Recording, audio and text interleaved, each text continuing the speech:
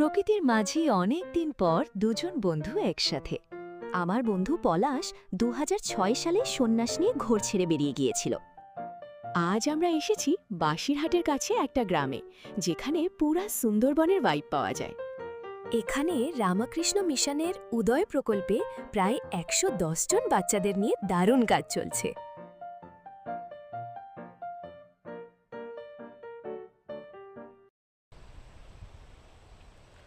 প্রকৃতির নিরালায় দুই বন্ধু অনেক দিন পরে। সুপ্রভাত সবাইকে। আমি আমার বন্ধু পলাশ, অনেকেই চেনেন না, আমি পরিচয় করিয়ে দিই। বন্ধু ২০০৬ সালে গৃহত্যাগী হয়ে বাড়ি থেকে বেরিয়ে বেলুড় মঠে সন্ন্যাসী। দীর্ঘ ২০ বছর পরে ২০২৬ মানে মাঝখানে ২০১৭ সালে বন্ধুর সঙ্গে দেখা হয়েছিল মালদায় যখন বন্ধু ছিল। তারপর মা মারা যাওয়ার আগে ২০১৯-এ মা মারা যায়, ২০১৮-তে খুব সম্ভবত বন্ধুর সাথে দেখা হয়। তারপর এই ২০২৬ সালে বন্ধুর কাছে এসেছি দেখা করতে। তো বন্ধু আর আমি অনেক দিন পরে একান্তে বসে একটু কথা বলছি, গল্প করছি। তো সেটা ভাবলাম আপনাদের সাথে আমি ভাগ করে নিই, এটাই আর কি। বন্ধু কেমন আছিস? বন্ধু, সবাই যারা আমাদের বন্ধু আছো, পলাশের বন্ধু বা আমার বন্ধু, সবাই জানো যে তোমরা যদি এখানে আসো, আমাদের যারা স্কুলমেট আছো, তাহলে বন্ধুর হয়তো খুব ভালো লাগবে। তা তোমরাও মাঝে মাঝে চলে আসবে বন্ধুর কাছে। তোমাদের সবাইকেই বলছি, বন্ধুর স্কুলমেট যত আছো, এবং আসতে পারো, ভালো লাগে বন্ধুর। তো বন্ধু কিছু বলবি? আমি না ভিডিওটা বন্ধ করব, কিছু বলবি? বন্ধু কিছু মেসেজ দেবে? জীবনে বন্ধু ঠিক বন্ধু পাওয়া খুব মুশকিল। আমরা যারা সঠিক বন্ধুর সন্ধান পেয়েছি তারা বুঝি ব্যাপারটা, যে আমরা কতটা সৌভাগ্যবান। ভগবানের বিশেষ কৃপা না হলে ঠিক বন্ধু লাভ হয় না। তো সেরকমই আমাদের সেই ছোটোবেলার বন্ধুত্ব এখনও রয়েছে, অম্লান অটুট। হয়তো দীর্ঘদিন দেখা নেই, তবুও যেন মনে হয় এই দুদিন আগেই আমরা স্কুলে পড়তাম, কলেজ যেতাম। তো একটা আলাদাই ব্যাপার আর কি। এখন 40 পার। তো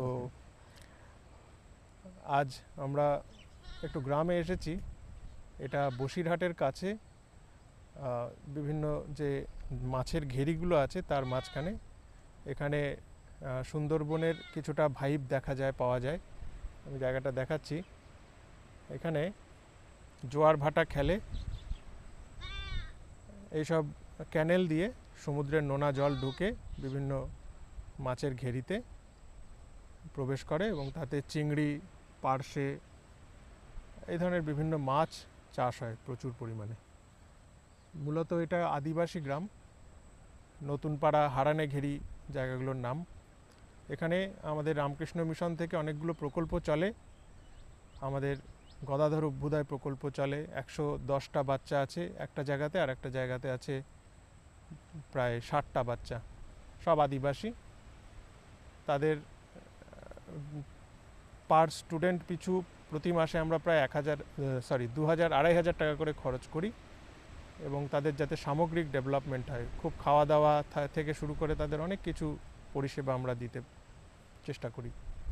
এছাড়াও গ্রামের গর্ভবতী মায়েদের জন্য বা সদ্য যাদের সন্তান হয়েছে তাদের জন্য একটা প্রকল্প চলে। তাদেরও আমরা মাসে মাসে প্রচুর জিনিসপত্র, ডাক্তারি হেল্প, ওষুধপত্র এসব দেওয়া হয় আর কি। তো সেই সোর্সে আমরা এই গ্রামে এসেছি, সেই ইউনিটগুলো আমরা দেখালাম কৌশিককে। আপনাদেরও কৌশিক শেয়ার করবে। আর এত সুন্দর মনোরম একটি পরিবেশ। এখানে সুন্দরী গাছ না থাকলেও ওর চাক্কা গাছ প্রচুর আছে, বাঁধা বন আছে, শ্বাসমূল দেখা যাচ্ছে। তো বললাম জোয়ার ভাটা খেলে, খুব সুন্দর পরিবেশ, অতি অদ্ভুত নিরালা, খুব অসাধারণ একটি জায়গা।